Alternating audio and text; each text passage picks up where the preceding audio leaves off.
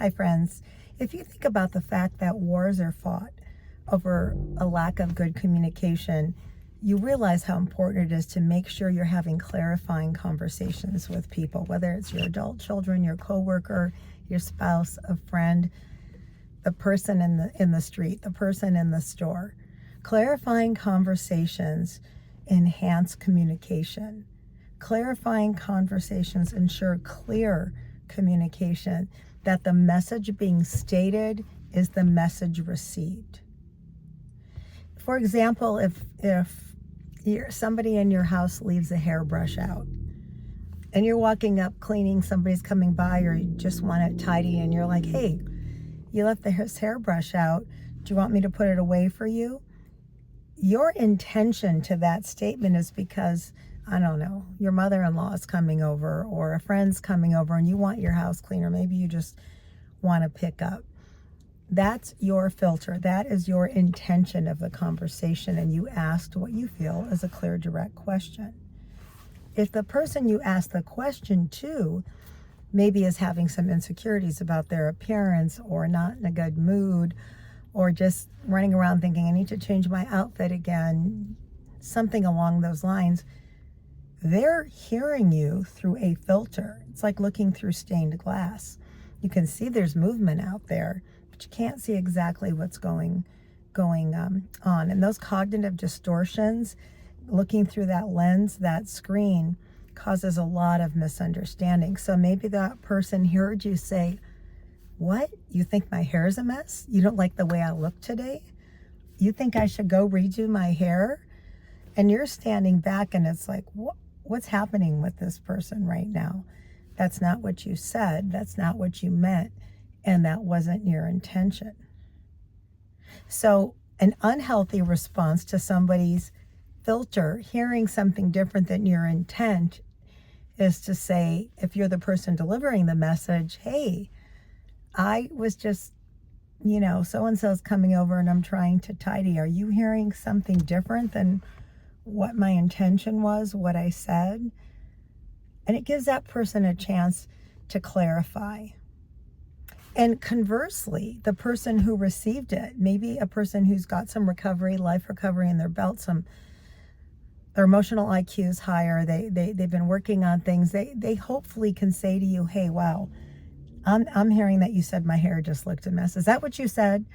Even if they're defensive, they're asking the clarifying question. And it's okay. Either party can ask the clarifying question to be sure the intention of what's delivered through your screen is not further distorted by what's being received based on what's happening with the other person. In either of those, the deliverer of the message says, no, not at all.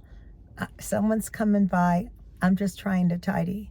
Wasn't even thinking about you. Oh, okay. The other person can choose to embrace that, realize they had a reactive response to it. And on the other side, if the person who heard the message can repeat to clarify, are you saying my hair is a mess? Because I'm hearing you say my hair is a mess. Where you go, no, not my intention at all.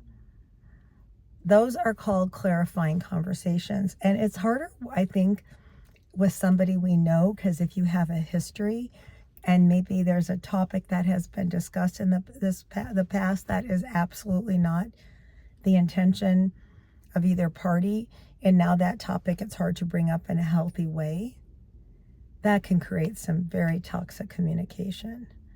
I see it a lot in the parental setting with parents, and I've made a video about this. Is it ever okay to comment on somebody's weight? And it's not, by the way. So when I've seen, and I've talked to so many people about this over the years, telling Becky or Susie or Johnny or Bobby, hey, you're getting too heavy. You need to go on a diet. You need to watch yourself. If you're saying that as a parent, you've just even if your perception is they do need to lose weight, you've created some negative core beliefs in that person that they're going to carry with them and your kid for the rest of their life, because to unwind it is going to be a lot of work.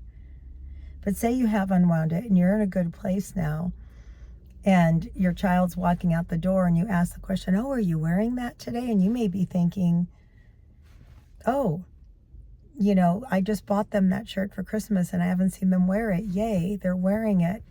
But because of that pattern, the distorted pattern, and now the negative core belief the receiver has, they're hearing, you think I look fat, which isn't what you were saying.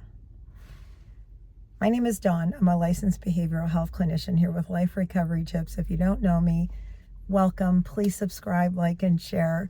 So value these little tips. These little tips can save you personal wars. And it's never wrong to ask a clarifying question, no matter how simple. So in that situation with the blouse, if the kid says, hey, you think I'm fat? No, I bought you that shirt for Christmas and I'm just so excited to see you wear it. And make sure it's corrective. And remember, in these situations with people, you are both delivering the message and the receiver's hearing the message through the filter of their life, through the filter of what's happening that day, through the filter of the past. Clarifying conversations is never wrong. Saying, I can't put up with this anymore, and your spouse thinks, are you saying you're getting a divorce? That spouse probably comes from divorced parents, has a fear of abandonment, maybe working on it when you were talking about the plumbing breaking. But that fear, especially if it's unresolved from their childhood, has followed them, and it starts, those negative core beliefs now are coming out and manifesting in their lives that are causing conflict. Because in a defensive way, you could say, no, don't you trust me? And no, that's not what I was saying. With emotional maturity, we clarify questions. We be sure that if asked or we have a doubt, we are clarifying why we're asking. And the receiver, whether you are, if you're the receiver, somebody else, the receiver should say, I'm hearing you say this. Is that what you're saying? And get the clarifying. The arguments, the pressure, the anxiety, the walking around when you're around that person on pins and needles is 99% of the time unwarranted because of those. So ask clarifying questions. If you're an empty nester, ask clarifying questions of the kids. Hey, I'm hearing you say you don't want to spend Christmas with me. We've always spent Christmas together. Because your adult child might be in a situation where their partner's parent is sick or dying and they need to, or they're trying to rotate and be balanced. Make sure you ask. Don't carry around something that isn't happening. Because most likely it's going to be something like that. That they have a commitment, a wedding, they're trying to rotate, include everybody. Clarifying questions, a lesson for today. Thank you for joining me. Love you guys. God bless you.